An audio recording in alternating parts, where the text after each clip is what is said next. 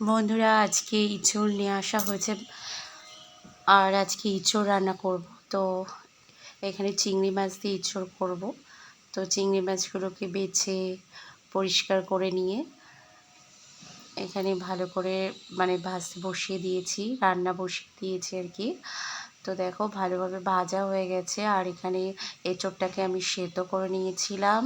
নেওয়ার পরে কড়াইতে একটুখানি এপিট ওপিট করে ভালো করে উল্টে পাল্টে তারপরে চিংড়ি মাছগুলো দিয়ে দিলাম। চিংড়ি মাছগুলো দিয়েও কিন্তু ভালো করে নাড়াচাড়া করে নিয়ে তারপরে আমি মশলা দিয়ে দিচ্ছি।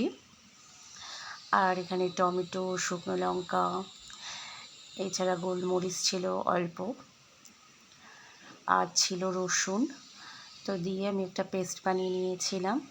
তো সেই পেস্টটাকে দিয়ে দিলাম, দিয়ে আবারও হালকাতে একটু নাড়াচাড়া করে নিয়ে ভালো করে কষে নেব আর কি। তো ভালোভাবে কষা হয়ে গেলে তারপরে জল অ্যাড করে দেব। আর এই সিজনে কিন্তু ইঁচড় খেতে খুবই ভালো লাগে।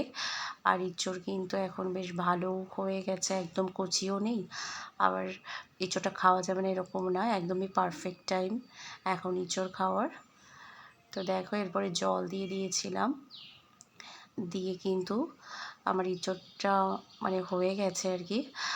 তো লাস্টে আমি একটু ঘি অ্যাড করব, কারণ ঘি দিতে আমার ঘিয়ের ফ্লেভার খুব ভালো লাগে। তো যে কারণে একটু ঘিও অ্যাড করে দিলাম। তো দেওয়ার পরে আবার একটু হালকাতে নাড়াচাড়া করে নিয়ে 2 মিনিট মতো রান্না করে নিয়ে আমি নামিয়ে নেব।